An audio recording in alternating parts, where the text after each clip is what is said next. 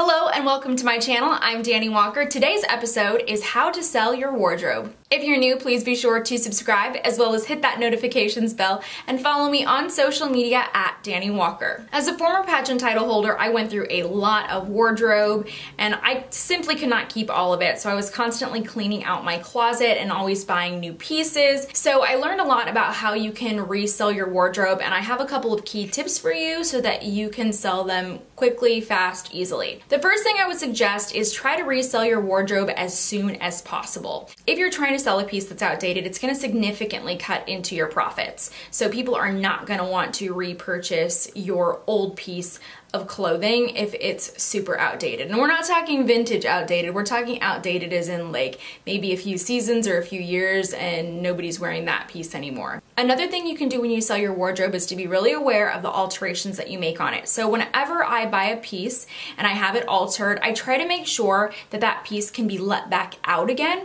so that it's going to fit more people. This is especially true if you are an uncommon size. So let's say that you're plus size or you're really tiny, those pieces at the ends of the spectrum are going to be a lot harder to sell than say a size 4, 6, 8, 10, which are kind of more common sizes for women. So just be really aware that the size of your piece is going to affect if you can resell it or not. This is also true for length. So I see a lot of shorter women alter the length of a dress, but they permanently cut it. So if you're permanently cutting something to fit your specific height, then it's going to be a lot harder for you to resell. So try to limit those alterations. The quality of your garment is obviously also going to affect how easy it is for you to resell it. So if I'm selling a really high-end piece, then typically I like to take the time to take it to the dry cleaners so it looks really great and it's ready to go for the next person who is going to wear it. If these tips are helping you out so far, be sure to comment close down below. And if you have any tips for reselling wardrobe that you wanted to share, make sure to leave those in the comments as well. The things I just mentioned are all going to help you to sell your wardrobe. Now let's talk about where you can sell these pieces or where you can actually purchase them, because this is something that I get so many messages on. The place that I sell my clothes the fastest is through Instagram stories. So I'll post an outfit in a story and then I will actually add it to a highlight, which is my for sale highlight. So then if something doesn't sell within 24 hours, people can go back through those highlights and look through the pieces that I have for sale. Instagram is by far my favorite place to sell just because you're not losing any money on commission when you're posting it through another third-party site. So Instagram usually works best for me, but I do still sell on other sites. One of those sites is Poshmark. That's a really popular resale site. They take a lot of commission from your pieces, so that's something that you're gonna wanna consider when you're posting on there, but I do like that they add into the selling price shipping, so you don't really have to worry about shipping. The buyer already knows that they're gonna be paying for shipping, but you do have options as a seller to incentivize the sale of an item by offering free shipping. So you have lots of choices there. If you're really loving this episode and you want to see more content like this, be sure to check out my fashion playlist.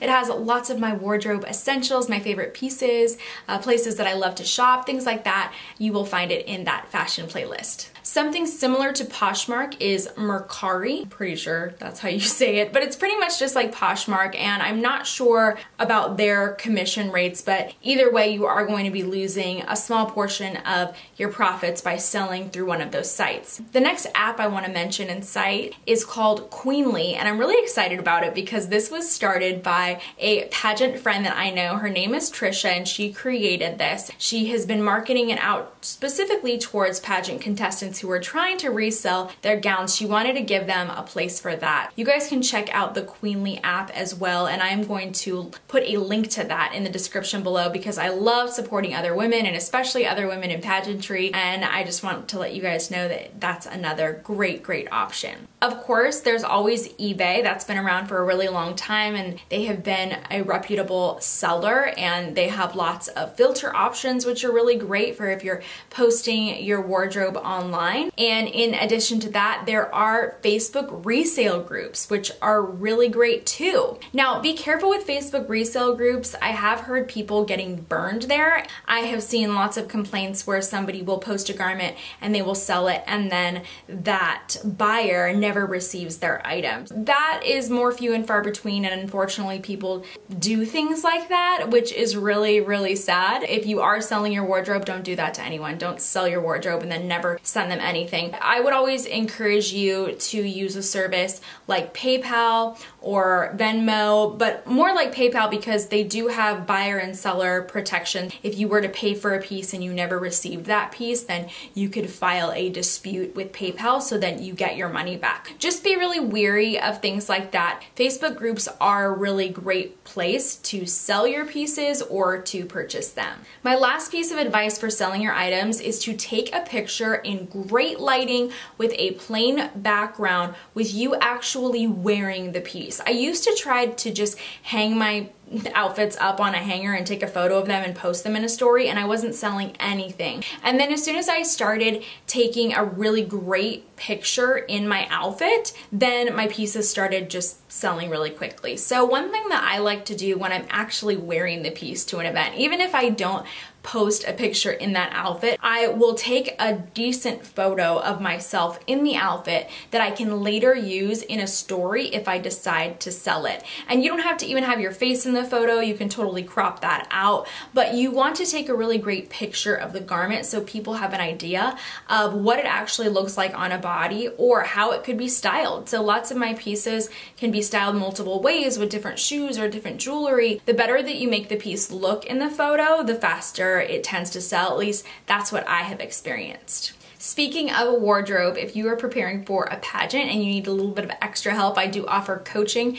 and lots of resources on my website. And today, as a bonus for sticking around for this episode, you guys can click the description below. There's going to be a link in there and you can download my free dress guide. So that has this checklist of things that I look for whenever I shop for a gown for myself or for my coaching clients. So that's just a little something extra to help you guys prepare for your next pageant or special event. Thank you so much for tuning into this episode. I hope that you enjoyed it. Please be sure to subscribe and hit that notifications bell, as well as follow me on social media at Dani Walker.